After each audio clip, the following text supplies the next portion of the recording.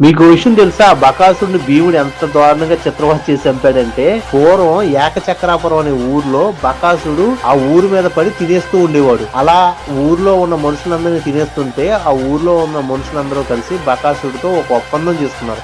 అదేమిటంటే, నువ్వు ఊరు అవతలే ఉండు, రోజుకొకడు ఎడ్ల బండి మీద ఆహారం సిద్ధం చేసుకుని నీ దగ్గరికి వస్తాడు.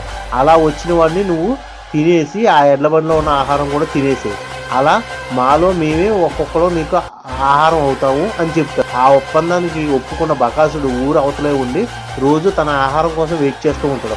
అదే సమయంలో పాండవులు వనవాసంగా అదే ఊరు వస్తారు. ఆ టైంలో భీముడు అక్కడ రెడీ అవుతున్న ఆహారాన్ని చూసి ఈ ఆహారం నేను భుజించవచ్చా అని అక్కడ ఉన్న యజమానులు అడుగుతాడు.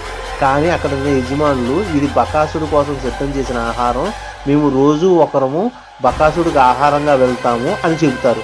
ఆ విషయం తెలుసుకున్న భీముడు, ఈ రోజు నేను బకాసుడికి ఆహారంగా వెళ్తాను, దయచేసి నాకు ఈ ఛాన్స్ ఇవ్వండి అని అడుగుతాడు. భీముడి విషయం తెలియక ఆ ఊరి యజమానులందరూ కలిసి భీముడిని బకాసుడి దగ్గరికి ఆహారంగా పంపిస్తారు. అలా భీముడు బండి మీద వెళ్తూనే ఆహారం మొత్తం తినేసి ఎంజాయ్ చేస్తూ బకాసుడి ముందుకెళ్ళి నించుంటాడు.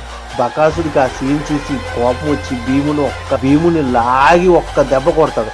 దాంతో భీముడికి కోపం వచ్చి బకాసుడిని తన గదతో చితక కొట్టి చంపి మొత్తం అలా పీనుగుని తిప్పి గాల్లో గెట్టేస్తే ఆ ఊరి నడిబొడ్డు మీద వచ్చి ఆ పీనుగు పడుతుంది.